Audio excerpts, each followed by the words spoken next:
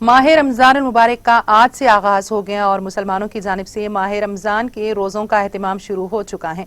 माह रमजान मुबारक के आगाज से पहले रोज़े के मौके पर शहर हैदराबाद में वाक़ तारीखी मक्का मस्जिद समेत शहर बल्कि रियासत भर की तमाम मसाजिद में रोज़ा इफ्तार का एहतमाम किया गया। चुनाचे पहले रोज़ा दिन तारीखी मक्का मस्जिद में रूह परवर मनाजिर देखने में आए, जहाँ पर रोजेदारों की कसीर तादाद ने कोविड क़वानीन पर अमल करते हुए रोज़ा इफ्तार किया।